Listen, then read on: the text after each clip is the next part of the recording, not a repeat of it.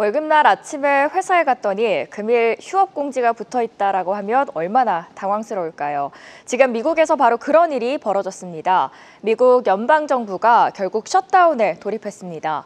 정치권은 예산안 처리 시한을 불과 몇 시간 앞두고도 돌파구를 찾지 못했고 결국 상원이 휴회에 들어가면서 셧다운은 기정사실이 됐습니다. 그럼 도대체 왜 싸우는 걸까요? 바로 의료보험 문제 때문인데요. 민주당은 아픈 사람들 병원비 지원해주는 거 그거 계속해야 해라고 주장을 하는 반면 공화당은 그 돈 너무 많이 들어 좀 줄여야 해 이렇게 맞서고 있는 상황입니다. 상황이 이렇게 되니 당연히 이게 다 누구 때문이냐 하는 책임 공방이 엄청나게 불붙고 있습니다. 자, 그럼 가장 중요한 것은 그래서 우리 주식시장은 어떻게 되는 건데 하는 점이죠. 역사는 의외의 답을 줍니다. 이 표는 1990년 이후 주요 셧다운 기간 S&P 500 지수의 성적표인데요. 보시는 것처럼 총 6번의 사례 중에서 5번이나 증시는 상승 마감했습니다. 가장 극적인 사례는 바로 역대 최장기 셧다운이었던 2018년입니다. 당시 트럼프 행정부는 무려 35일간 셧다운을 이어갔고 모두가 시장 붕괴를 우려했습니다. 하지만 그 결과는 정반대였는데요. S&P 500 지수는 이 기간 동안 무려 10.4%나 급등하는 기염을 토해줬습니다.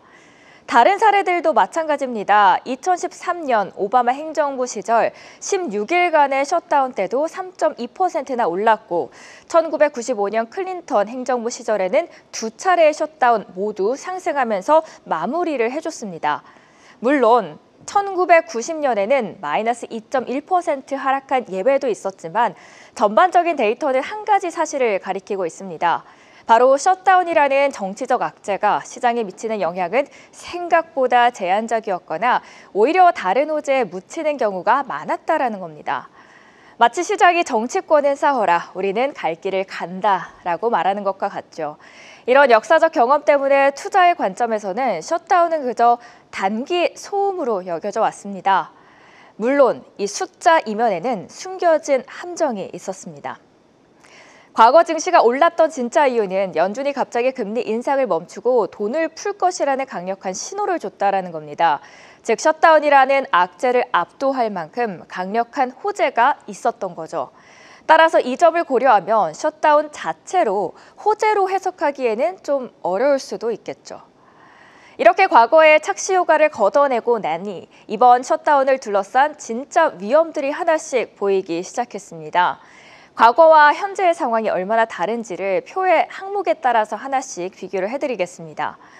첫째, 경제 기초 체력이 다릅니다. 2018년에는 미국 경제가 아주 튼튼했습니다. 성장률도 좋았고 실업률은 낮았죠. 비유를 하자면 건강한 사람이 가벼운 감기에 걸린 격이라고 생각하시면 될 것 같습니다. 하지만 2025년 현재는 다릅니다. 도이치방크는 현재 미국 경제는 셧다운을 맞았던 1990년 이후 가장 취약하다라고 분석했습니다. 건강한 사람에게는 감기일 수 있지만 이미 몸이 약한 사람에게는 폐렴으로 번질 수 있다는 겁니다. 기저질환을 앓고 있는 환자가 폐렴에 걸릴 위기와 같아서 작은 충격에도 시장 전체가 휘청일 수 있는 상황이죠. 둘째는 시장이 받아들이는 태도가 달랐습니다. 2018년에 투자자들은 셧다운을 결국 해결될 단기적인 정치적 소음 정도로 여겼습니다. 경제 펀더멘털에 대한 강한 믿음이 있었기에 정치적 불확실성을 무시할 수 있었죠. 그러나 지금 상황은 셧다운, 실질적인 경제 위협으로 받아들이고 있습니다. 영구해고라는 새로운 변수가 작용했기 때문인데요. 레이먼 제임스는 만약 단기가 아닌 영구해고가 현실화된다면 가뜩이나 취약한 경제에 직접적인 타격을 줄 수 있는 과거의 공식을 깨트릴 중요한 요소다라고 지적을 해주고 있습니다. 마지막으로 연준의 역할이 달라졌습니다. 2018년에는 시장에 믿는 구석, 바로 연준이라는 구원 투수가 있었습니다. 당시 금리 인상을 멈추고 통화정책을 완화할 것이라는 기대감이 컸습니다. 셧다운이라는 악재를 덮을 강력한 호재였죠. 반면에 올해 연준은 인플레이션이라는 더 큰 적과 싸우느라 이 손발이 다 묶여 있습니다. 여기에 설상가상으로 데이터 공백 현상까지 겹치면서 불확실성은 극에 달하고 있는데요. 셧다운이 되면 연준과 투자자들이 가장 의지하는 핵심 경제 지표 발표가 올 스톱되기 때문에 이것이 바로 앞서 말씀드린 연준의 딜레마를 더욱더 깊게 만드는 요인입니다. 실제로 제가 과거 데이터가 나왔던 시간들을 한번 돌려봤습니다.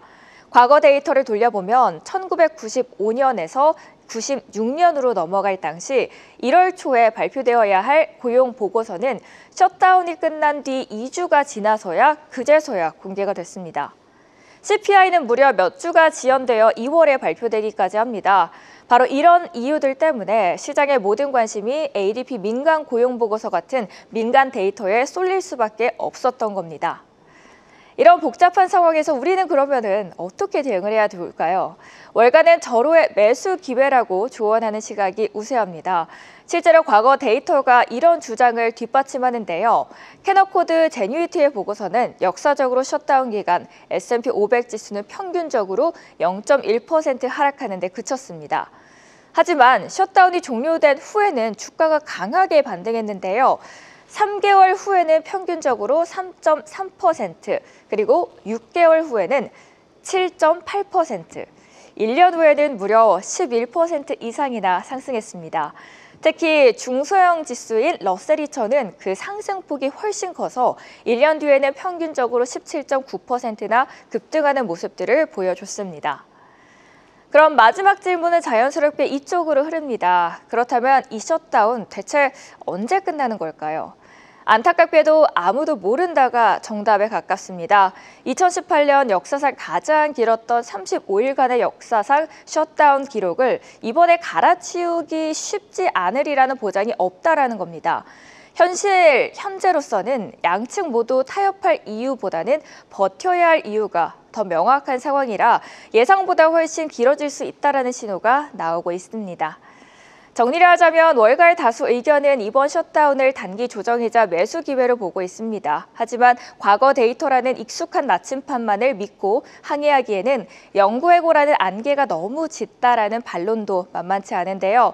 위기와 기회라는 두 가지 시선에 팽팽히 맞서고 있는 만큼 섣부른 낙관론보다는 균형 잡힌 시각으로 시장을 바라보시는 게 어떨까요? 지금까지 월가 리포트 전해드렸습니다.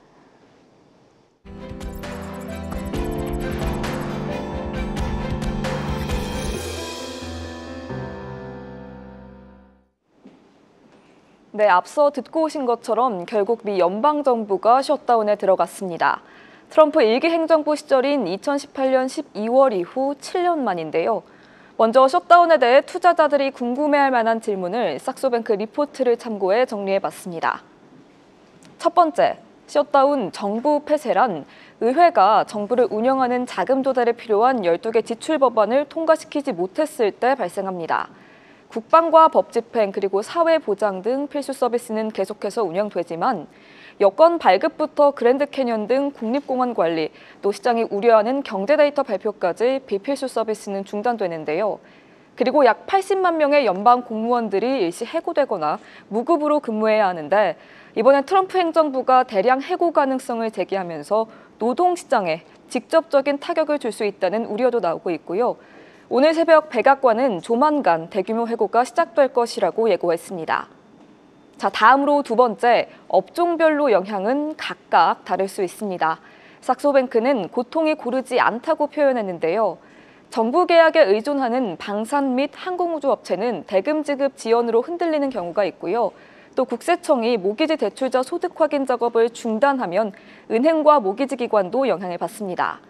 반면 유틸리티나 필수 소비재 등 경기 방어 업종은 안정적인 흐름을 유지하는 경향을 보였고 또 정부 예산에 의존하지 않는 대형 기술주는 대체로 셧다운 상황에 영향을 받지 않는 모습 보여왔습니다. 그렇다면 이러한 과거의 흐름과 달라질까요?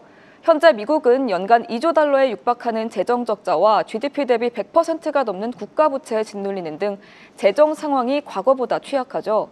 그리고 정치 양극화 현상은 타협을 더 어렵게 만들고 있다고 하는데요. 삭소뱅크는 흐름은 과거와 비슷할 것으로 보지만 만약 장기화된다면 미국의 재정 신뢰도에 대한 더 큰 우려를 불러일으킬 수 있다고 답했습니다. 한편 월가에선 대체로 일단 증시에는 당장 큰 영향을 없을 것이라고 보고 있습니다. 원포인트 BGF 웨스 파트너의 피터 부크바 CIO는 정부 폐쇄의 영향에 기반해 투자 결정을 내린 적이 한 번도 없다고 했는데요. 사망과 세금 이외에 인생에서 보장되는 것이 하나 더 있다면 그건 바로 정부는 폐쇄되더라도 곧 다시 열리는 것이라고 발언했습니다. 또 트로이스트에 따르면 1976년 이후 20번의 셧다운이 있었지만 S&P 500 지수는 거의 변동이 없었다고 하고요. 로이터 또한 불확실성을 초래하긴 하지만 일반적으로 셧다운은 증시에는 큰 영향을 미치지 않는다며 7년 전 셧다운 기간에도 미증시가 상승한 것을 예로 들었습니다. 그런데 문제는 셧다운이 장기화될 경우겠죠.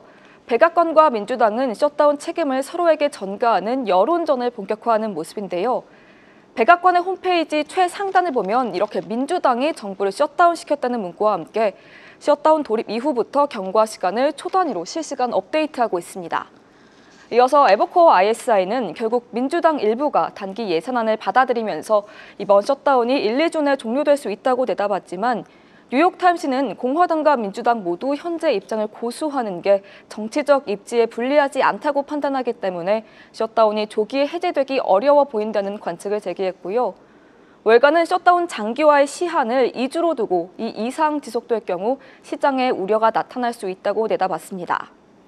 이렇게 증시 여파는 당장 크지 않을 거라지만 월가에서 대체로 동의하는 가장 큰 문제는 바로 경제 데이터 발표의 지연입니다.